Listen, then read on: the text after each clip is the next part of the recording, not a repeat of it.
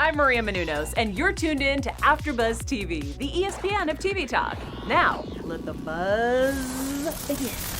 Hello and welcome back to the SVU After Show here on AfterBuzz TV. We are talking season 21, episode 20, somehow the finale of SVU.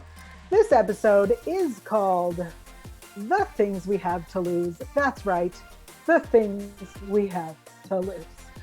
I'm Yael Teagle. I'm with Taylor Gates. You are. Hello. Hello.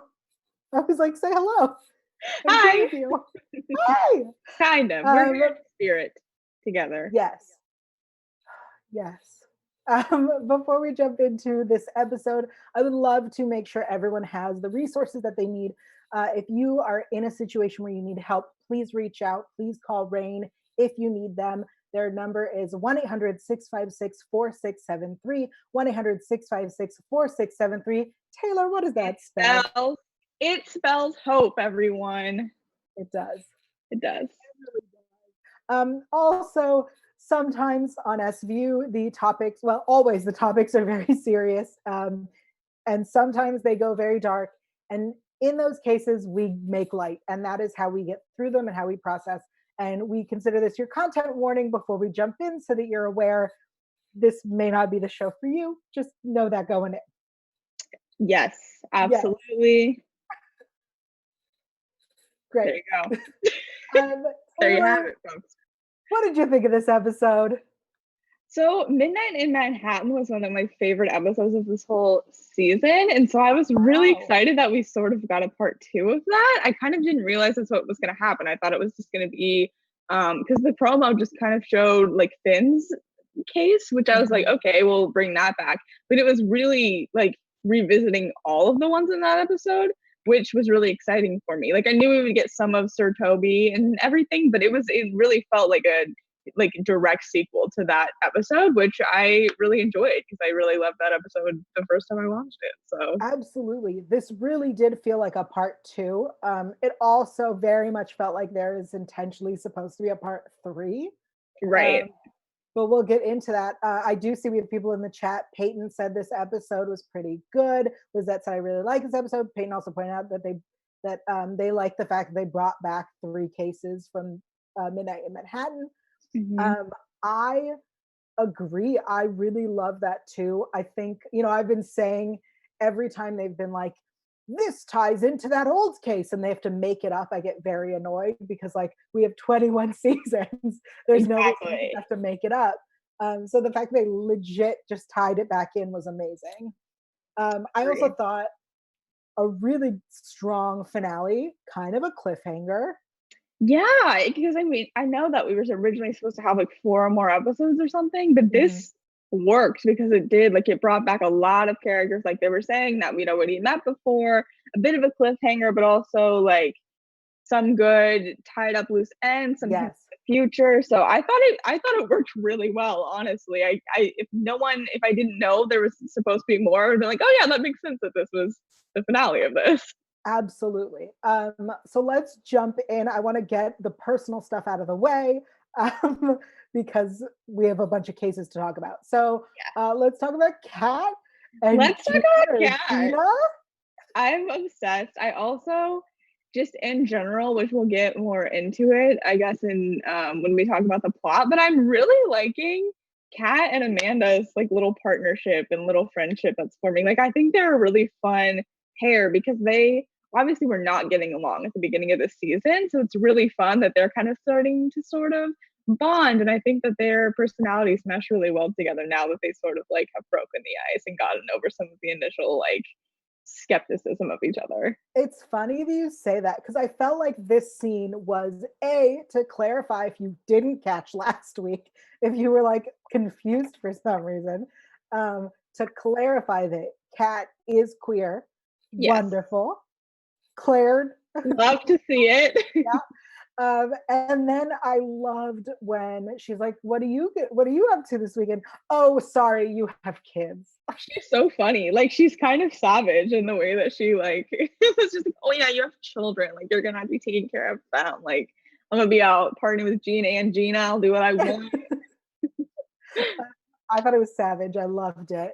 And then we had this scene just quickly at the end where Rollins is visiting Carisi. She says to him that the sketch of him looks good, that she's got a babysitter for the night. Yeah, roll those eyes a little louder for me. I don't want it to go there. I really, really like them as friends. And that's where I draw the line. I don't want them because we have Khaldun, who is like who I'm rooting for to get with Rollins. I feel like they just have so much more like romantic chemistry, and Carisi and Rollins just feels so like sibling like to me. I agree. I also like that he turns her down. And I kind of want to be like, great, let's end that. I almost That's swore all. so It's many. a rain check. Well, let's just not. Let's call it quits. It's over. Yeah. All right. Yeah. Let's jump. Well, sorry, before we jump into the plot, I have to note her shirt was see-through. Yeah, well, I mean, she was asking him for drinks. Yeah, no, I was like quite forward. I would wear that shirt so hard. Interesting. All right. So anyway, Sir Toby, let's discuss this. The trial is finally happening. Barth is on her rampage saying that they're not victims, that it was consensual relationship.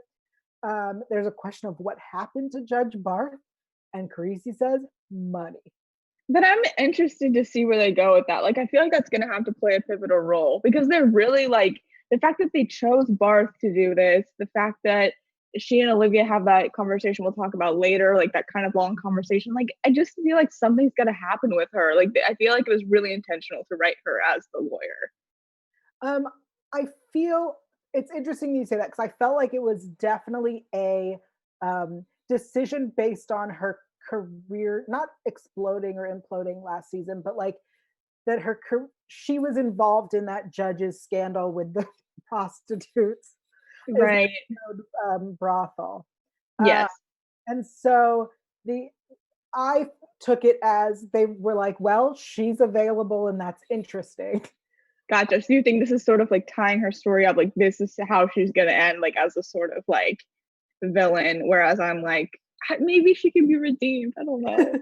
I mean, I don't know. Maybe because of the conversation that she has, I don't think she can be redeemed. Right. Oh, I don't know. I'm just really curious. And like you said, that you think there's supposed to be a part 3 of this. Like, I feel like that would come into play more. Okay. I mean, yes, it definitely felt like there's supposed to be a part 3. I will say the choice to have Sir Tobi not show up and that follows the storyline perfectly, that he would continue, like ask for these continuances for his health and what, especially the story it's based on, it feels so right. So it like I was dying because I'm like the little thing at the beginning that this is not based on any person or event. I'm like, this is straight up like verbatim what happened with the Weinstein case. Like I just thought it was so funny. Yeah, so the idea that he keeps, having this heart condition be an issue, I was like, what a clever way to work around this actor being unavailable. Like what a clever way to be like, we hired him for one episode and he's not coming back. I don't know if that's the case. I just think it's such a clever and like believable. Yes, because it's so timely. Like that wasn't that long ago that was happening, like in a real life case. And so I just thought it was hilarious that it was like they are not being subtle about it. Like, it's exactly like speaking of not subtle, when Pilar is being prepped, and she's like, I see these pictures of him hunched over with his oxygen tank, and I went, do you mean walker? Is it a walker? It's just so funny. Like I just love how similar it was. Absolutely. So also we have, during this this prep, we have Benson playing Barth, and honestly, she'd be such a good prosecutor. That's what I was thinking too. I was like, we never really get to see her practice like this kind of thing. It's mostly just the lawyers who do that, or she's there for like emotional support. And so when she played the attorney, I was like, wait a minute, I kind of into this. Like I did not into like her questioning and like being mean, but like her on the order side of things was kind of here for that. I actually really enjoyed the way that, like, because I know it's not a Benson move, but the way that she asked the question was so condescending that like that's how Buchanan would do it. Like she knows how these people operate, and she's like, I'm gonna give them the most authentic practice that we can give them, so they're prepared. Absolutely. So Pilar runs out. We then have Amelia come in. She was Sir Tobi's babysitter. Her girlfriend's really worried. She's been subpoenaed. The picture comes out of Pilar with her agent, who she did have relations with. The judge asked Barth if her team leaked it. Carisi's claiming that they're harassing the victims. Then we have that scene with Benson and Barth asking her what happened. And she says he's entitled to a defense, which, like, if that was her argument, I would stand by it. Like, if her argument was like, legally he is entitled to a defense and I am doing the best that I can for my client. But no, her argument is like, I have sons, you have a son. Yeah. Could you imagine? And I think Benson's answer of no, I can't. I can, because it would not happen. Right. It feels it was a surprising answer, and it was the right answer. Like, I was expecting her to be like, I believe women or whatever she would have said. I wasn't expecting her to go, I can't imagine that. And I wish she would have followed up with, because I've taught my son to be better. Yeah, I agree. I really liked that moment as well. I wrote that down as like a quote. Because it's like, what do you say to that? It's like, you want to believe your son, but obviously you believe women. Right. So she's like, I never would have like raised him to be like that in the first place. So this would be an issue. It's honestly, I wish that scene would have been expanded to include that, because every time we talk about, raising children in this world and rape culture, it's always a conversation about teaching women to be aware and to defend themselves and to, what women have to do. And it's not usually a conversation of teach men not to do this. Exactly. Yeah. And I think that I would have liked more clarification from Benson, but I think it was a brilliant scene. And then when she says, whatever he's paying you, it's not worth it. Yes, that's the line that just made me think, like, I don't know, because it's just so blunt. Mm-hmm. So I'm like, I don't know if that would be like, oh, wow, or if she's in too deep and she's just never going to redeem herself from that point. I don't know. I thought it was a really like unexpected scene. I didn't really expect them to, like, I don't know, like, have that conversation, I guess. Yeah, I would have liked something along the lines. I mean, if we're gonna do a redemption or a third act to this, I would like it to be that Barth is being blackmailed or like forced to do this. Yeah, I don't think that's true though. She just seems too happy to be there. Oh no, I don't think so either. But especially because Hadid wasn't involved. And Lizette in the chat says, I think Hadid should have been around this episode. And I agree. I think if it comes down to Hadid, was asked to help and she can't because she's on the DA side. And so she forced Barth for whatever. Like, I would like that. She's involved somehow. She has to be. Right. So Amelia talks to Carisi. She's like, my girlfriend can't do this anymore. I can't do this anymore. And he's like, but we're starting. It's almost over. And she's like, I'm a wreck. You don't understand. Ramona, her girlfriend, says she can't watch me destroy myself. And then we go to talk to Ramona, and she's Carisi's like, I know you're worried about your job and your privacy. She's like, nah, like, no, that's not it. And I love that. I love when she's like, not afraid of my work finding out I'm gay. What if they can do? Fire me? Because to be fair, she'd have such a good case. Yeah. She's like, no, I'm worried about Amelia. I love her. I didn't sign on for this, which is fair. And she's like, I know it's been 15 years. She was over it. And then she reveals that everyone knew, her mother knew, and then her mother regretted telling Amelia not to go to the police. Yeah, that's like something I'm not confused about, but I thought was an interesting detail. Mm-hmm. And I just feel like there has to be something more to that, because, then we have her deciding to do it. Spoiler, we didn't exactly get there yet, but right. Amelia decides she's going to do it. And she's like, "Oh yeah, I'll tell the jury what I told you that I didn't remember telling her." And I'm just like, I just feel like there's something there that's very like pointed thing to say and to include. Absolutely. I felt like, so the next part, right? Carisi puts, it's going to trial, puts Pilar in the closet, visits Amelia in her closet. Why everyone's in the closet, I don't know. But I, I, I think we set up so much of what's going to happen at trial to not show us the trial is like, Exactly. it's like we got, we've got to see it yeah. eventually. So he points out that if they run into other witnesses, you can't even talk to them, even your mom, which reminded me a lot of, was it last week where the witnesses saw each other and were like, Oh yeah, that was last week. Stop. So anyway, Sir Tobi misses court because he has a heart episode. Has a heart episode or a heart attack. Get your story straight.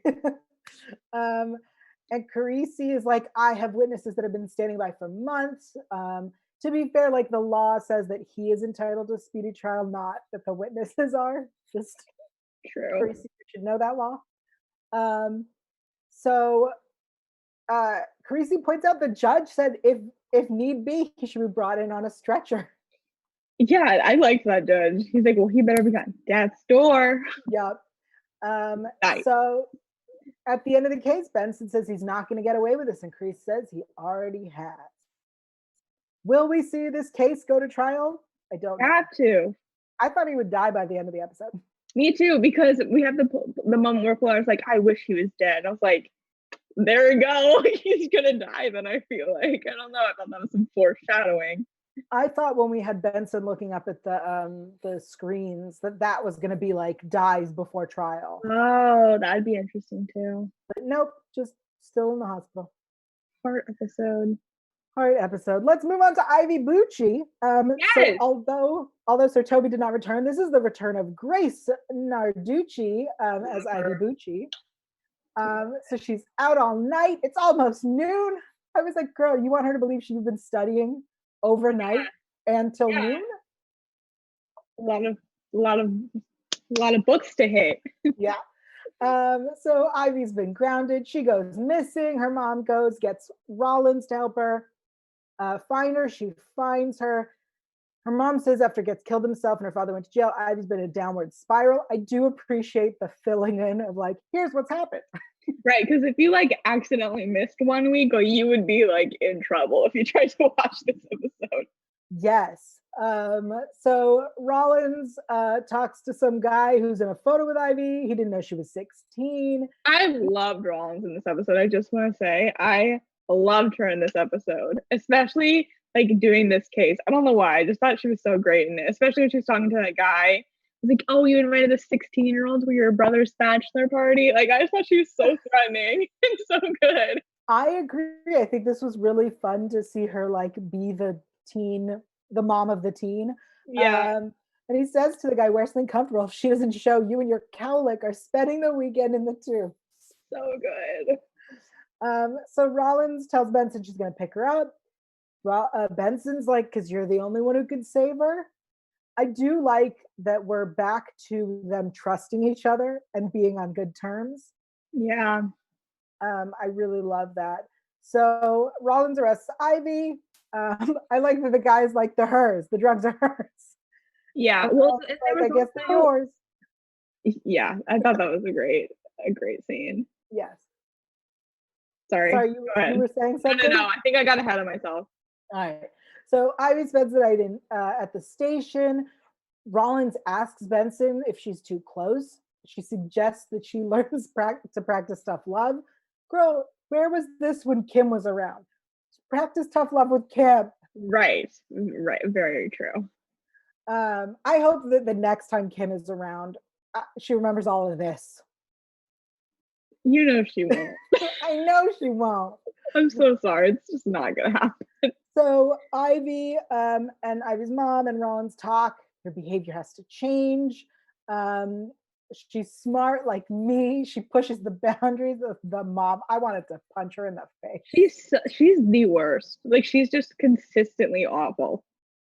Absolutely. Peyton in the chat says, I hate the fact that Rollins had to be a mom towards Ivy because her bio mom is a trash parent. I loved it though, because I thought it was so fun to see this side of Rollins, because usually Rollins is like kind of the hot mess. And so it was great to see her like, because I mean, Olivia in like the earlier seasons, I feel like was very much this character sometimes. Yes. So I thought it was cool to see Rollins take it on. So Ivy promises, I'm going to turn this around. So then she gets arrested for doing coke with a 35-year-old douchebag. Casual. I really like that the cop who's bringing Rollins in is like, she asked us to call you. Are you the stepmom? She knew right away to say that you were on the job. And honestly, I do appreciate, because if I knew cops, I would also be like, call this person. You know? That girl's smart. A very good friend who is working right now. Right. Rollins is like, she's out of chances. Maybe spending the night's going to be good for her. I'll be back for you in the morning. Yeah. I loved it. What a savage move. I mean, yeah, do that. We then hear her shouting, what? So I'll learn my lesson. We know that's not going to happen. We know that I'm only good. There's only one thing I'm good for. At this moment, I wanted Rollins to turn around and like sit her down and have a talk to her, you know? Like, I thought that's what was going to happen. Now she needs that tough love, I guess. Yeah, but you can tough love by like leave her in there, but first sit her down and be like, no. Right.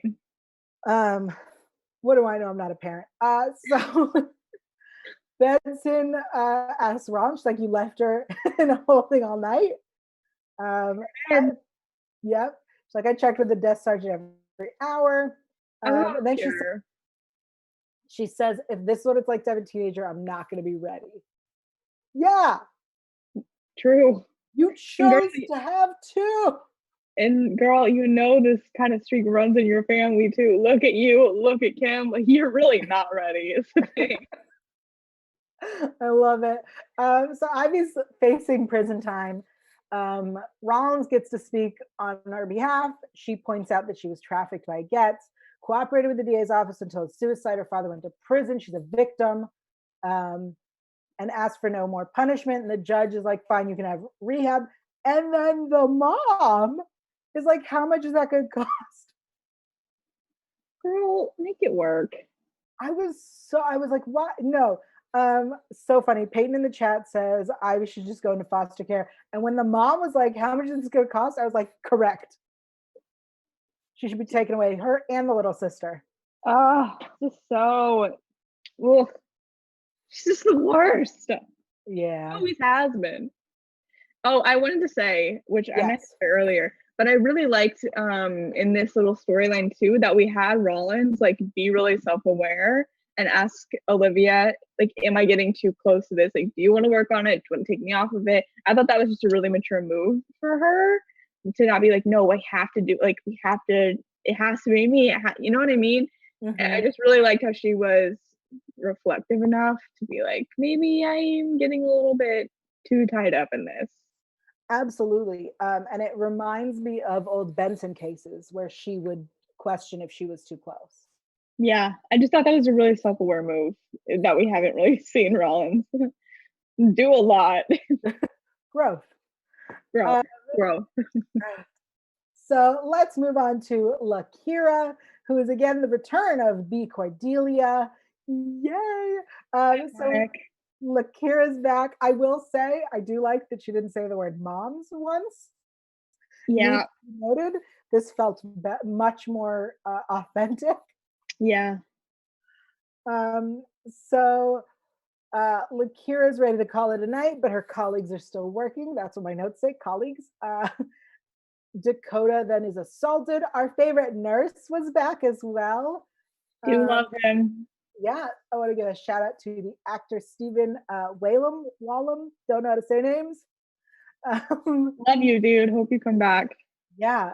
So Lakira calls Kat. She thinks it's Paul Davies, who's the guy from that episode from Midnight Manhattan.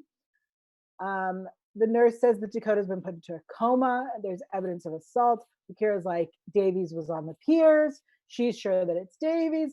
I love that Kat then fills in Benson. Yep. Kat is also growing. Yes.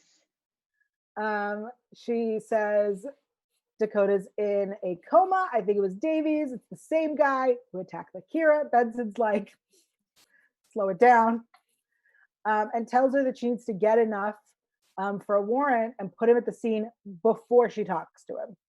Right. And also, doesn't she mention that she's kind of like called Kat a few times since then, and it's been sort of a like not false alarm, but like a different person or something too? She says that she's called her before, but it sounds like that she's seen him, but not that necessarily he did anything. Yeah, I just thought that was interesting because it's like I think that she's taking extra caution because it's like, okay, like you've warned me about this before, it turned out to be nothing. Like we need to really, really make sure then until we kind of jump the gun. Absolutely. So Kat's watching Davies's place. He approaches her.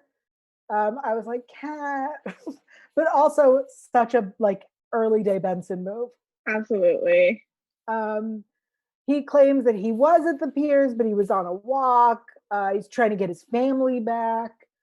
Kat's like, we have witnesses, and he's like, who, Lakira? She backed down before, so you got nothing. Dakota doesn't make it, and the doctors won't tell Lakira anything because she's not family. Lakira feels incredible guilt for not testifying before and not putting him away. Yeah. I know that like this was a really great and tender scene, and I feel like it could have been expanded upon as well. Mm-hmm.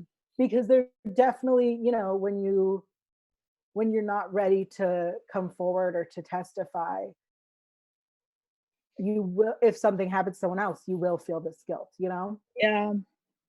And I wish Kat could have said something, even if it was just like, you're not the only one to feel this way. Right. Yeah, I agree. So Kat finds Davies going into the gym and coming out in different clothing without a bag, so he must have thrown it away. I loved that the custodian was like, I kept it in case he wanted it. Right. I thought that was really great too, and it was so smart to ask like him for help. Mm-hmm. I thought that was cool. I didn't expect it to go sort of that way.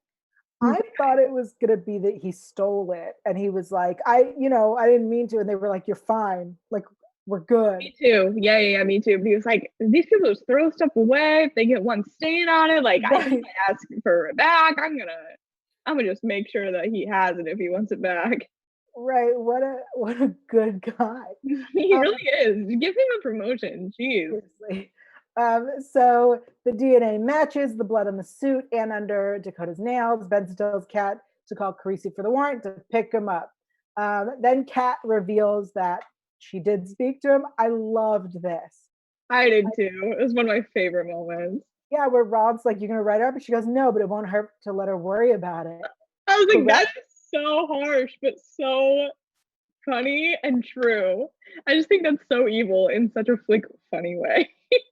I mean, it reminds me of when the video with what was his name? The video that Rollins got undercover that then Baby Dodd's released to the press, and then he told Benson, and Benson didn't tell Rollins until he died that she knew that she didn't do it.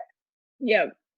It reminds me of that, and I feel like Rollins should understand that. Yeah, for sure. I just thought it was so good. It's like, well, no, but I mean, she can worry about it a little bit.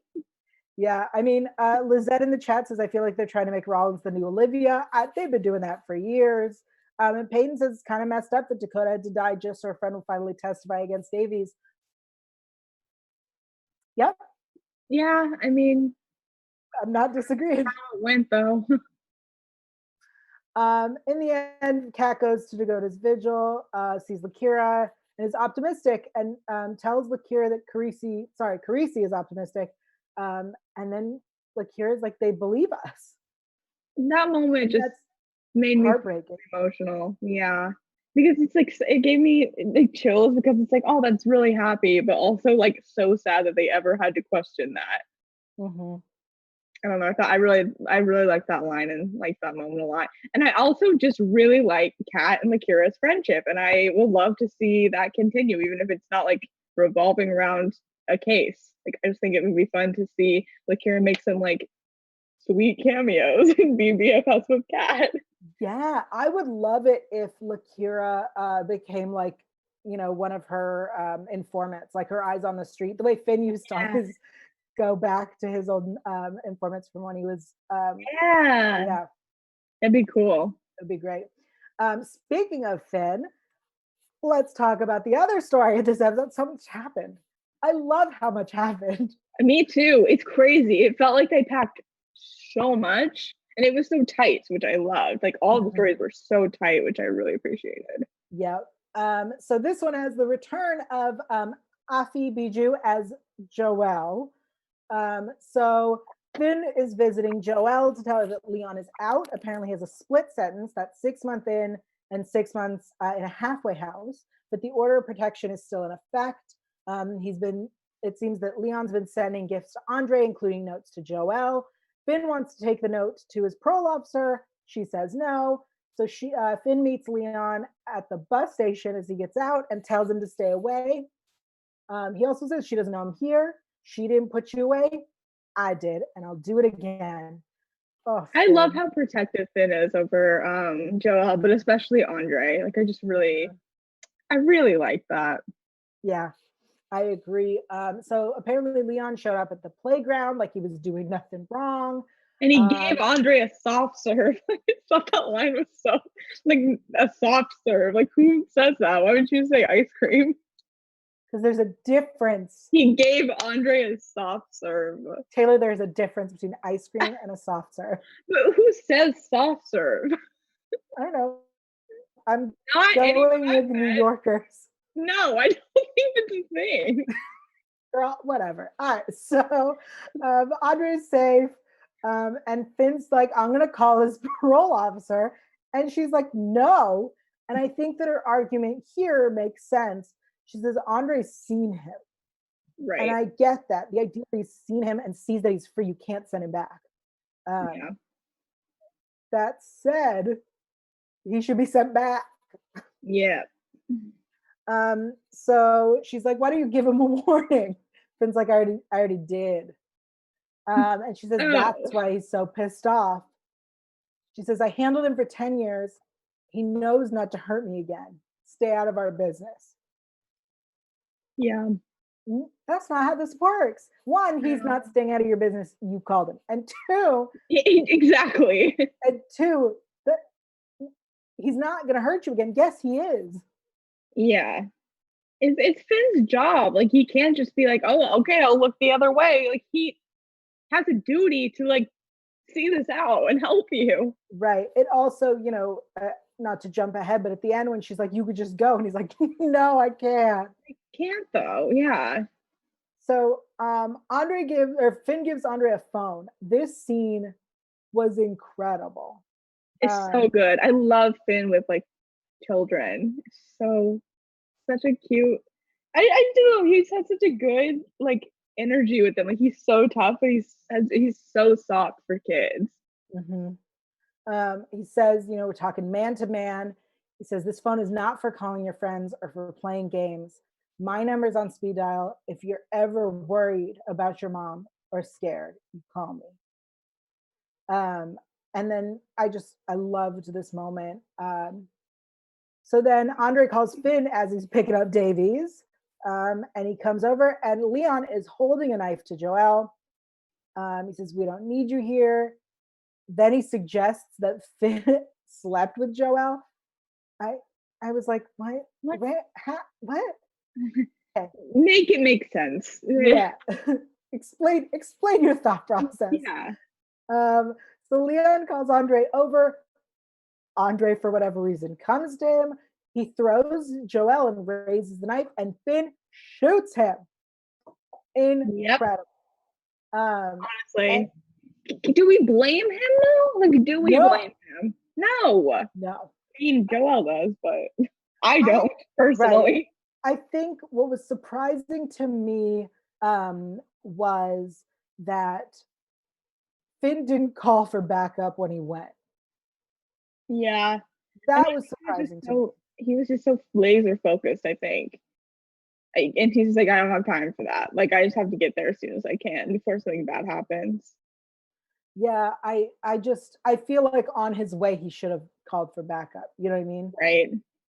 There was time between Andre calling and Finn arriving. That's true. You put on speakerphone in the car. Call you're a cop. There's a thing right. in your car. It's very easy. It was surprising. I expected to see, like, at least when he shot, to see other cops run in, or to see that other cops were on the way, to hear sirens, anything, because it does feel like the case is going to go somewhere because he was alone. Oh, right? 100%. Yes, for sure. So Benson reminds me he has 48 hours to give a statement. He should wait till he has a union rep and a lawyer. And Finn says no child should ever see their parents shot. As soon as he shot Leon, I went, oh, this is 100% paralleling his life where he saw his mother shot. Yep. So heartbreaking. And then in the end, Joelle is filing a lawsuit against Finn for wrongful death. I'm honestly really worried because the only witness that we have then is Andre. Right. And Joelle, obviously, but she's pretty biased against her own, what she's trying to do. Right. I'm so nervous. I really did love the way that this played out, and I can't wait to like see where that goes, because like Finn now has to deal with. We've never had Finn deal with these kind of consequences. Yeah. Right. Like I feel like the only times he stepped over the line was when Lake needed help, and he like helped him escape when Lake was being accused of murder. Taking you guys to Red Lobster. that is Lake. Yes. Different episode. The only thing that you need to know about Chester Lake. That's so funny. That's not true. What you need to know is that he doesn't sleep and he knows the sounds of the city. And he loves Red Lobster. Yes, he does love Red Lobster. Zach in the chat says, I feel as though Finn sees himself in Andre. Such a great moment when he gives him the phone. Absolutely. I really enjoyed that, and I can't wait to see where that happens. Agreed. That's what happened in this episode. So much. But we do a poll here every week. We sure do. But we will not be doing one this week, or did you already have it set? No, because you see, for me to give you the results, it's going to be months. A minute. So I figured that we would just start fresh next season. But I do have the results from last week's poll. And of course, last week we had the moment where Rollins is promoted to second grade, whatever that means. Cool. Yep. But I asked what your favorite promotion was.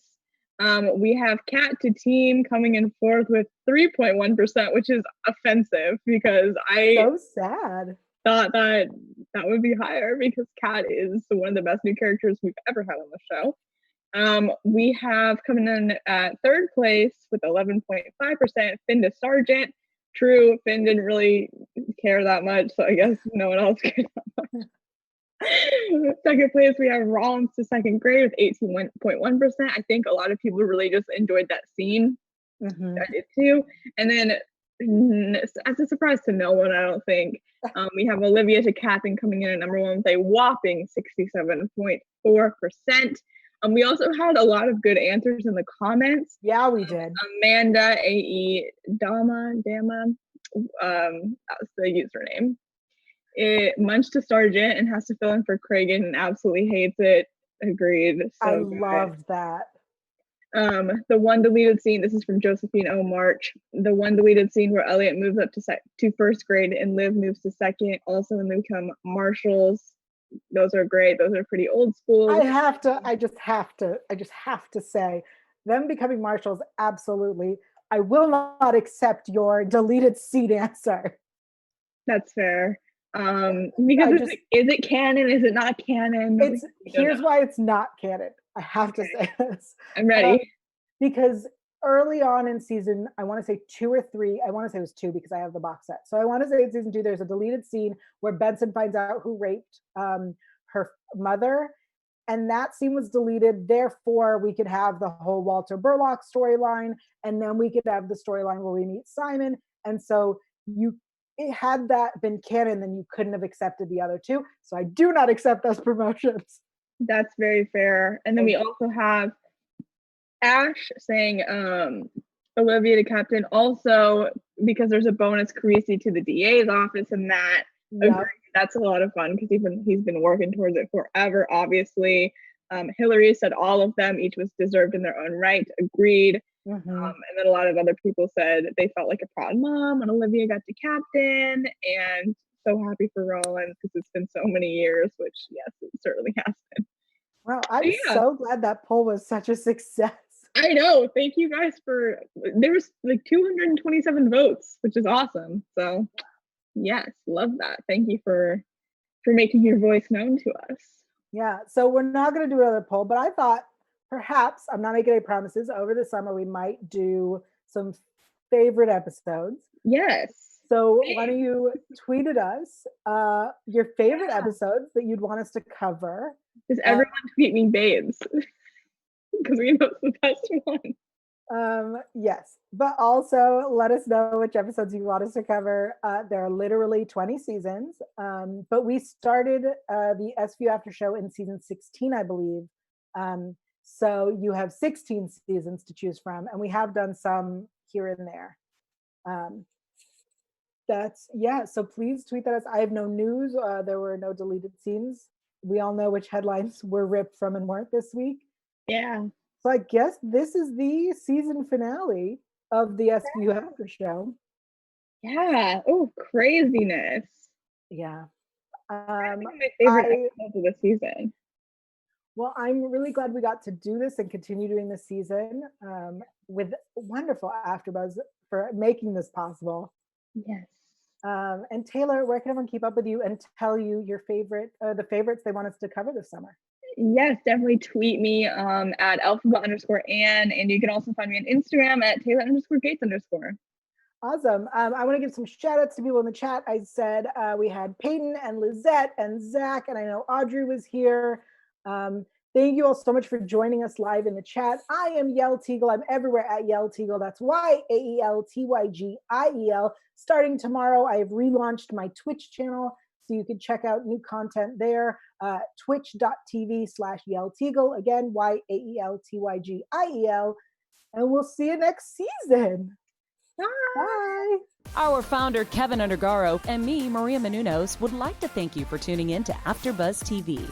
Remember, we're not just the first, we're the biggest in the world, and we're the only destination for all your favorite TV shows. Whatever you crave, we've got it. So go to AfterBuzzTV.com and check out our lineup.